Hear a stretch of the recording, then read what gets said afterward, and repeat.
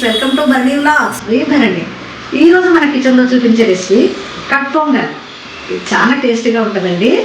అసలు ఇది ఒకసారి తయారు చేసుకుంటే మళ్ళీ మళ్ళీ తయారు చేసుకోవాలనిపిస్తుంది. అయితే ఈ రెసిపీ అనేది ఎలా తయారు చేయడం నేను మీకు మన కిచెన్లో చూపిస్తానండి.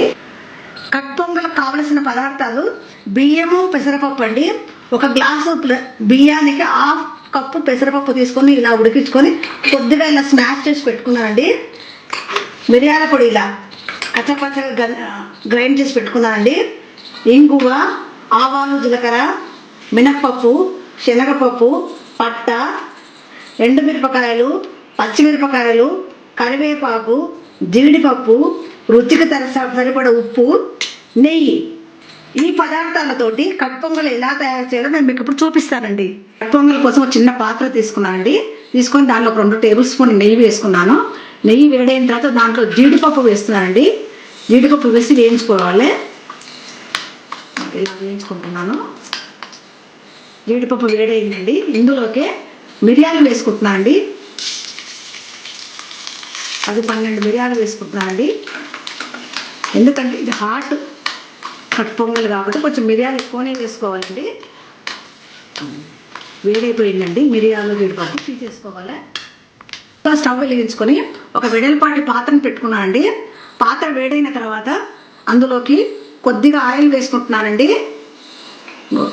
2 టేబుల్ స్పూన్ల ఆయిల్ వేసుకొని అందులోకి 2 టేబుల్ స్పూన్ల నెయ్యి వేసుకుంటున్నానండి. ఈ కట్ పొంగల్లో నెయ్యి వేసుకుంటే చాలా టేస్టీగా ఉంటుందండి. అందుకని ఆయిల్, నెయ్యి వేసుకున్నానండి. నెయ్యి వేడైన తర్వాత ఇందులోకి జీలకర్ర, ఆవాలు వేసుకుంటున్నానండి. కొద్దిగా తర్వాత కరివేపాకు వేసుకుంటున్నానండి. కరివేపాకు వేసుకుంటున్నాను. తర్వాత 2 ఎండుమిర్చులు అండి.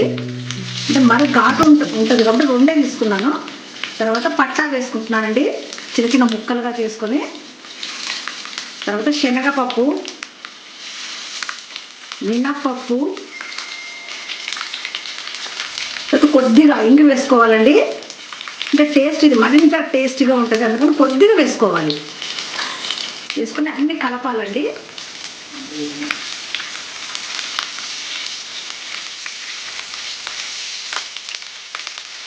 వేడేంత వరకు కలుపుకోవాలండి.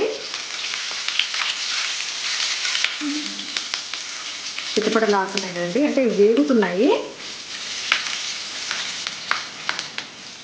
పోపు మొత్తం ఈ విధంగా వేడైన తర్వాత అంతా వేయించిన తర్వాత దీనిలోకి పోపు మొత్తం వేయించుకున్న తర్వాత ఇందులోకి మనం పెసరపప్పు, బియ్యం ఉడికించుకున్నాం కదండి, ఇందులో వేసాను.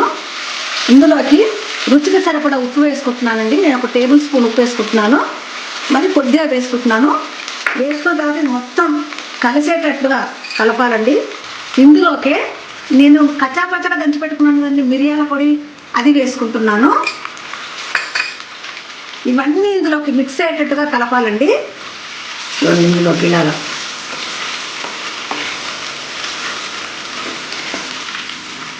ఇలా మొత్తానికి ఈ రైస్లోకి ఇదంతా కలిసేటట్టుగా కలపాలండి. బాగా కలుపుకోవాలండి.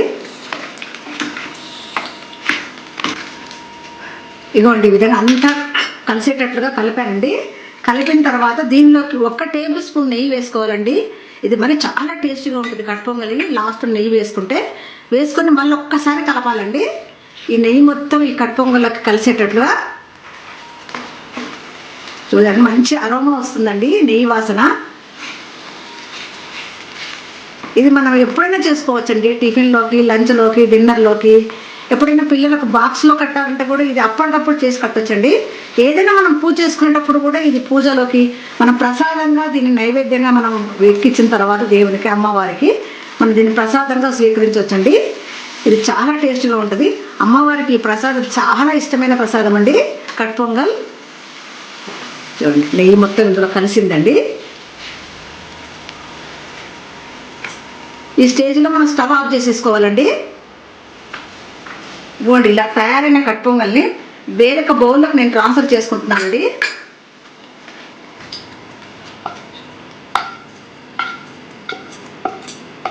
ఇదిగోండి, ఇలా బౌల్లోకి ట్రాన్స్ఫర్ చేసుకున్న తర్వాత గార్నిష్ కోసం నేను వేయించి పెట్టుకున్నాను జీడిపప్పు అండి, జీడిపప్పు మిరియాలు ఇలా వేసుకుంటున్నానండి.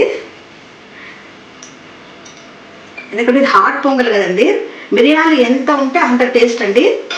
అంతే అండి, ఎంతో రుచికరమైన హాట్ కట్ పొంగల్ రెడీ అయిందండి. చూసారు కదండి కట్ పొంగల్ ఎంత ఈజీగా తయారు చేశానో. నేను తయారు చేసిన విధంగానే మీరు కూడా ఒకసారి ట్రై చేసి చూడండి, మీకు కూడా చాలా నచ్చుతుందండి. ఈ వీడియో మీకు నచ్చినట్లయితే లైక్ చేసి, షేర్ చేసి, సబ్స్క్రైబ్ చేసుకుంటే నేను పెట్టే వీడియోస్ నోటిఫికేషన్ రూపంలో మీకు చేరుతాయి. మరో వీడియోతో మళ్ళీ కలుద్దాం. అంతవరకు బాయ్ ఫ్రెండ్స్.